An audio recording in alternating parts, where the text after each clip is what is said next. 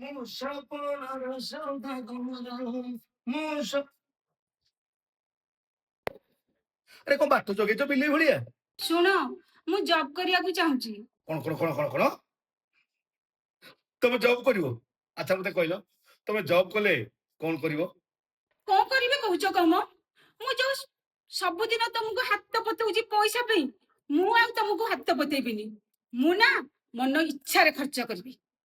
ଆରେ ତାହେଲେ କଥା ତାହେଲେ ଏଇଠି ନା।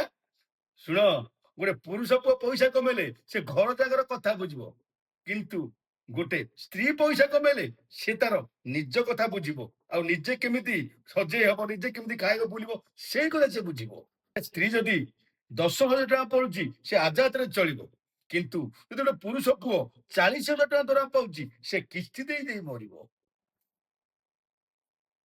ଯଦି 5,000 ଟଙ୍କା ପାଇଗଲା, ପୁରା ଚକଚକ ହେଇକି ପାର୍ଲର ଯାଇକି ମେକଅପ୍ ହେଇକି ବାଳକୁ ଛାଟିକି ପୁରା ବାବୁଆଣୀ ଭଳିଆ ବୁଲିବ।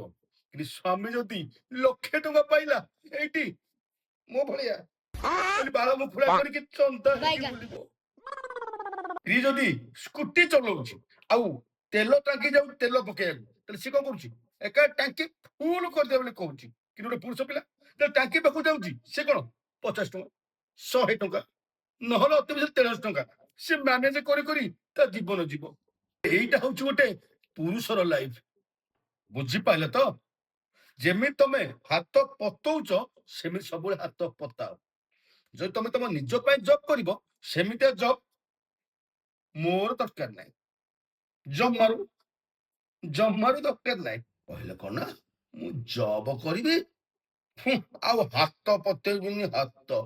ଭାରି ଜବ୍ କରନ୍ତି। କହିଲେ କଣ ନା ମୁଁ ଜବ୍ କରିବି ଜବ୍।